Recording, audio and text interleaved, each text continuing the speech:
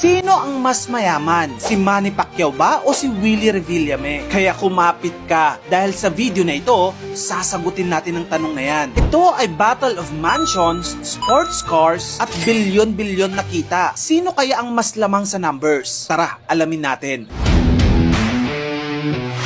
Simulan natin sa unang kategorya, house properties. Si Manny Pacquiao ay may kabuuang 10 properties na naglalaman ng iba't ibang mansyon, resorts, at mga rest house. Una, meron siyang Pacman Beach Resort sa Sarangani. Meron din siyang Boracay West Cove Resort at meron din siyang mansyon sa Forbes Park, Makati na nagkakahalaga ng 1.5 billion pesos. Ngayon, binibenta na niya yan. Meron din siyang mansyon sa Dasmariñas Village located rin sa Makati. Meron din siyang 2,300 square meters na mansyon sa General Santos City. Malapit lang din doon ay yung tinatawag niyang The White House. Samantalang sa Binyan, Laguna naman ay merong rest house si Manny Pacquiao. Take note, hindi lang dito sa Pilipinas merong property si Manny. Meron din siyang mansyon sa California na nagkakahalaga ng 108 million pesos. And of course, yung luxury mansion niya sa Beverly Hills na itinuturing na pinakamahal na village sa buong mundo. Yung mansyon niya doon, 700 million pesos.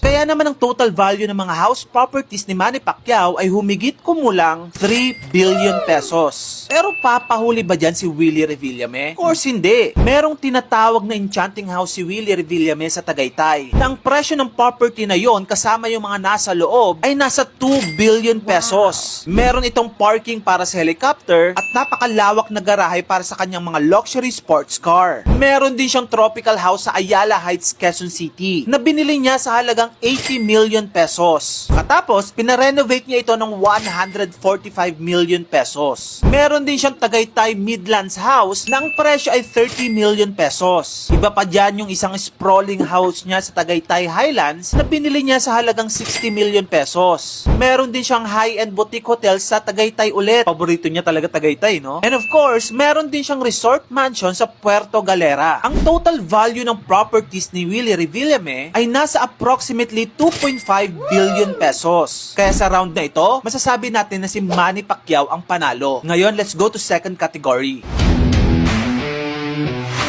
Ngayon, pag-usapan naman natin ng mga sasakyan. Si Manny Pacquiao ay may dose-dose ng luxury cars. Pero pag-uusapan lang natin yung 10 dito. Una, mayroon siyang Cadillac Escalade worth 20 million pesos. Meron din siyang Hammer H2 worth 6 million pesos. Of course, meron din siyang Lincoln Navigator nang presyo ay 16 million pesos. Andyan din yung Ford Expedition niya worth 4.4 million pesos. Ito pa, meron din Pajero si Manny Pacquiao worth 3 million pesos. And then andyan din yung napakamahal niyang Ferrari 458 Italia worth 23 million pesos. Andyan din yung tangke ni Manny na Inca Center Civilian Waterproof worth 55 million pesos. Eto pa, meron ding helicopter itong si Manny Pacquiao. Meron siyang Belgian helicopter na ang presyo ay 180 million pesos. And of course, nandyan din yung yate niya na Sarangani's Pride na yate worth 25 million pesos. Kasama ang 3 jet ski na 1 million pesos bawat isa. Andyan din yung kasalukuyan niyang pinapagawa na napakalaking The Queen 888 na yate na ang presyo nito kalahating bilyong piso na. Grabe, no? Ang estimated total ng mga sasakyan, helicopter, yate ni Manny Pacquiao ay nasa approximately 860 million pesos. Grabe, no? Now, let's go to Kuya Will naman. Ano ba yung panlalaban dito ni Willie Revillame? Una, mayroon siyang dalawang Rolls Royce na ang presyo ay tig 25 million pesos bawat isa. So that's 50 million pesos. Meron din siyang Ferrari 456 worth 18 million pesos. Meron din siyang Bentley worth 16 million pesos. Andyan din yung Lamborghini Gallardo niya na ang presyo ay 45 million pesos. Meron din siyang Porsche Carrera Turbo worth 10 million pesos. Gaya ni Manny, meron din siyang Lincoln Navigator worth 8 million pesos. Andyan din yung Jaguar XJ niya worth 4.3 million pesos. Meron ding Hummer si Willie worth